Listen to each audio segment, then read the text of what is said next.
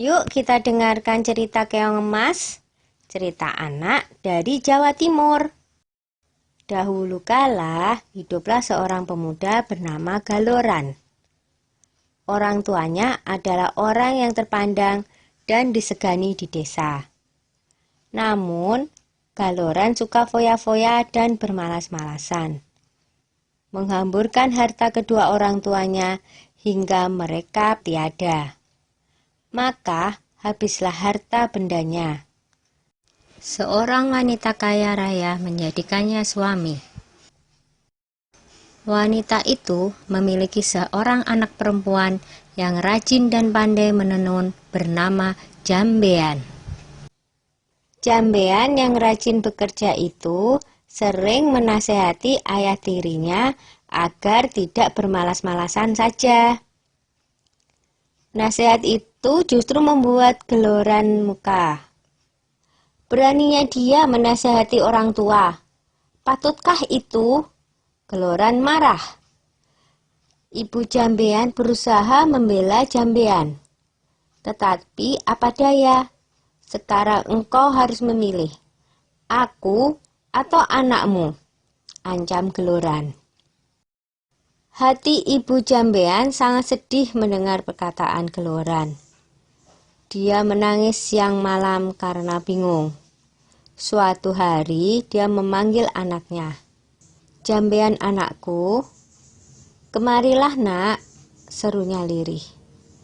Jambean langsung menghampiri ibunya yang tengah bersedih. Mengapa emak bersedih saja? Tanyanya dengan iba. Maka diceritakanlah rencana Galoran yang berniat mengusir Jambean dari rumah. Dengan sedih, Jambean pun berkata, "Sudahlah mak, jangan bersedih, biar aku yang mengalah.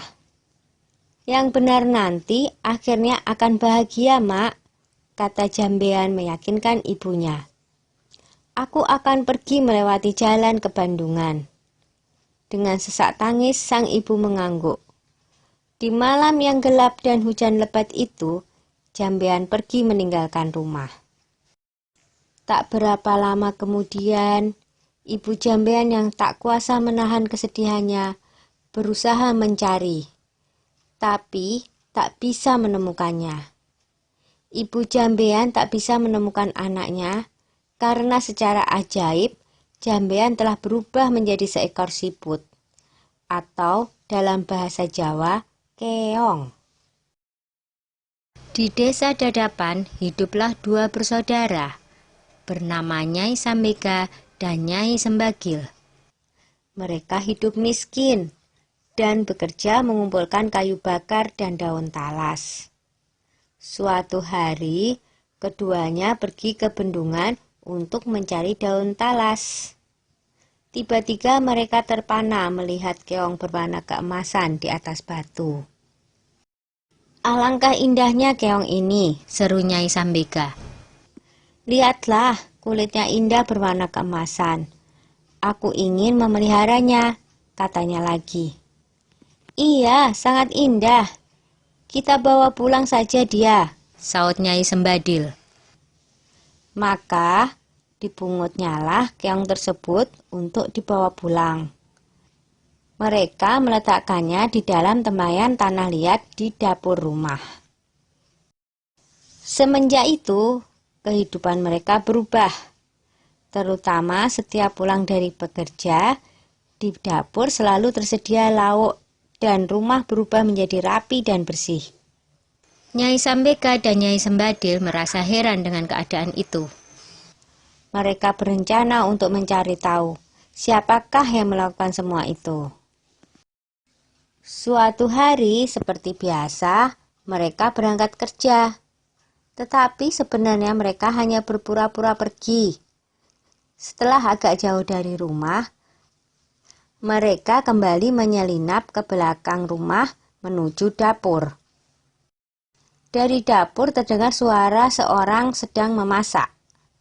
Keduanya sangat terkejut saat melihat seorang gadis cantik keluar dari tempayan tanah liat tempat keong emas peliharaan mereka.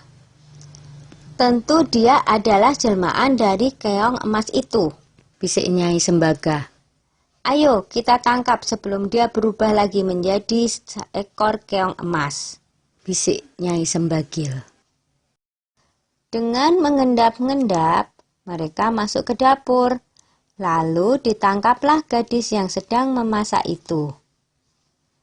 Jambean awalnya takut, tetapi akhirnya bisa tenang. Siapakah kamu, nak? Desak Nyai Sambega penasaran. Apakah kamu bidadari? Tanyanya lagi.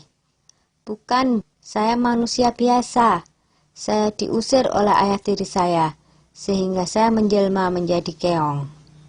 Saut Jambean tertunduk. Keduanya terharu mendengar cerita Jambean.